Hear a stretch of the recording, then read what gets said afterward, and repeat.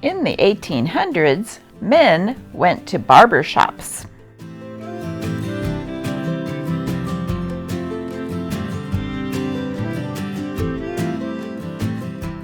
Barber poles advertised the barber shops.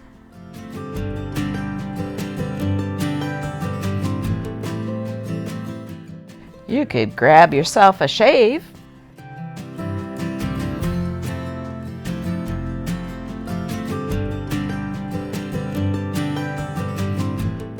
Get a haircut in the latest styles.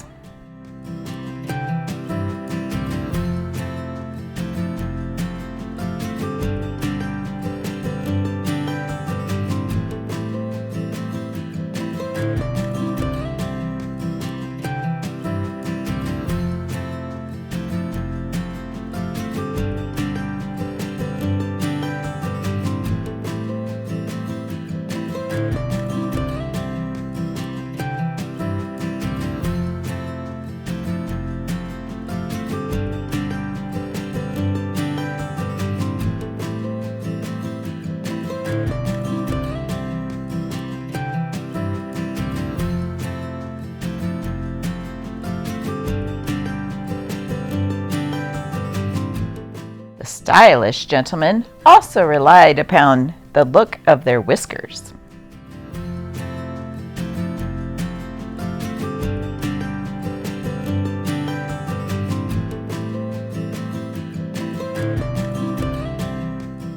Yes, these fine, dapper men would grab a pipe, take a seat, and read the newspaper. Today's issue is the Morning Oregonian, dated April 5th, 1879.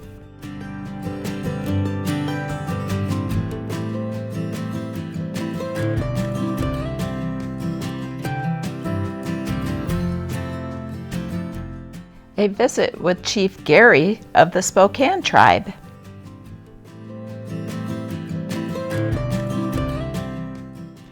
We had a talk with Chief of Spokane, Garry, of 1 hour or more in length of time, and found him an intelligent chief who could speak the English language quite intelligently.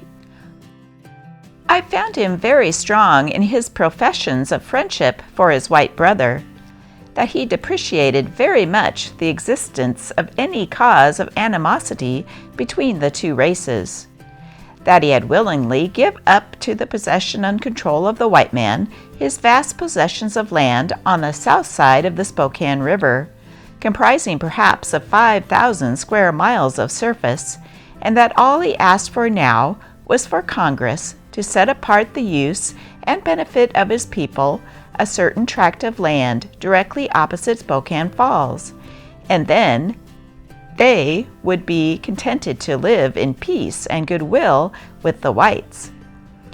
That the river at the falls gave them fish, the gravelly plains afforded grass for their horses and cattle, and the richer lands to raise a little grain for flour, while in the hills and mountains they hunted and procured the flesh of wild animals. And from the lowlands they procured the camas, and by putting them all together they managed to subsist from year to year, that their title to the country had never been extinguished, that they had not asked or received annuities or received gifts at the hands of the government, that if the whites settled on the north side of the Spokane Falls, they should not molest them, but they might lose all their improvements, as they hoped Congress would give them that portion for their exclusive use, and that they earnestly wished for immediate action. They were wearied in waiting so long, and that war is bad for white women and children, and Indian women and children.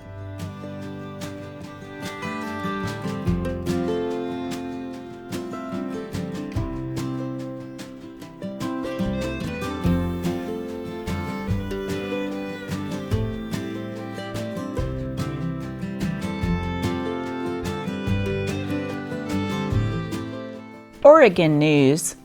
Gervais wants a good barber. Corvallis will have a city election on the first Monday in May. Dallas finds its city charter, granted in 1874, defective and nearly useless. some wretch stole a handsome plant from the garden of a young lady at Albany recently. John Rankin, aged nearly 70 years, was last Tuesday arrested in Salem for selling whiskey to Indians. A young lady of Albany stopped a runaway dray horse a few days ago by grasping the reins and swinging onto him. Prisoners in the Corvallis jail cut the hinges from a cell door recently and would undoubtedly have escaped had not the jailer discovered their enterprise.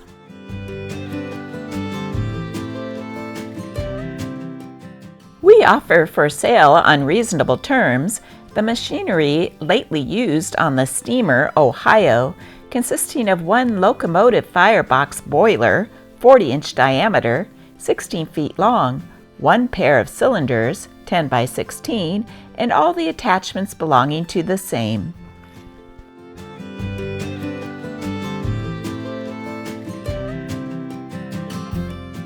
That beautiful 12-acre plot and new dwelling house thereon, just approaching completion, situated between the car shops and the county road in East Portland, will be sold on the installment plan.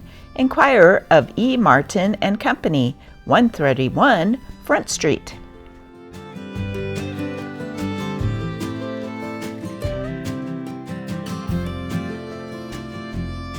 Notice: the Mrs. Peter Larson of Portland, who is advertised as having run away from her husband, is not the worker in hair on East Portland, whose husband's name is Andrew Larson. As the statement mentioned has been doing injury to her business, she deems it necessary to make this statement. Mrs. Andrew Larson. If the fascinating young ladies who charmed away Jim McGuire's black and tan Daisy from East Portland on Thursday evening will return same and try their powers of attraction on Jim, he will, in return, confer on each and every one of them an everlasting token of his gratitude, which will be more amusing and satisfactory than his tan. Description: black and tan female dog, ears cut, blue leather collar with red ribbon through it.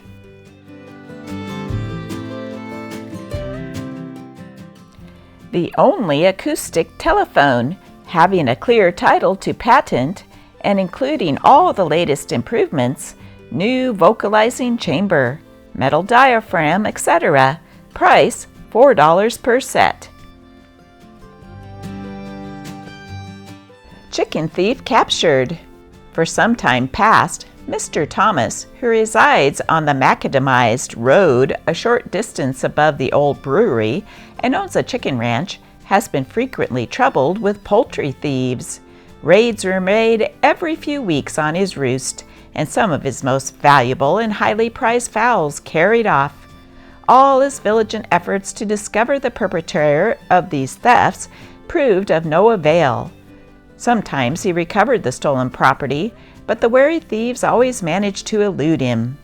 Wednesday night, the thieves made a raid on his roost, but before they could secure any of the booty, Mr. Thomas's dog frightened them away. However, they raided the poultry yard of Mr. Hoffman, who lives near, and carried away 7 ducks. Thinking that the thieves would return Thursday night, Mr. Thomas laid for them. Sure enough, the old man made his appearance and was pursued by Mr. Thomas. He proved to be a very fleet of foot, who was getting away from his pursuer when 2 other persons stepped in and soon overhauled the fleeing thief. He proved to be an old professional chicken thief who was captured some time ago in East Portland.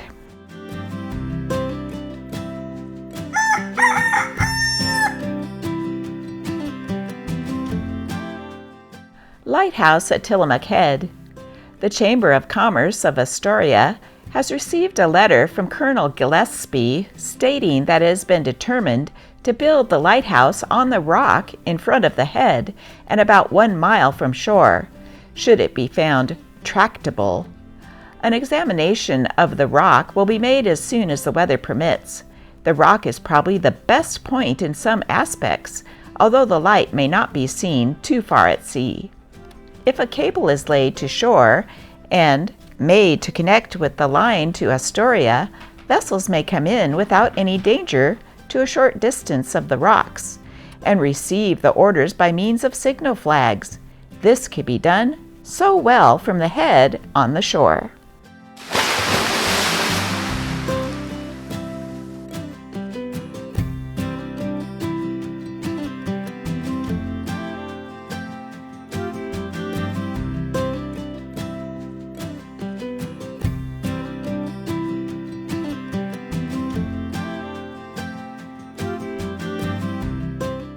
A Mayanist minister, while marrying a couple recently, is reported to have been rather disconcerted on asking the bridegroom if he was willing to take the young lady for his wedded wife, by scratching his head and saying, "Yes, I'm willing, but I'd much rather have her sister."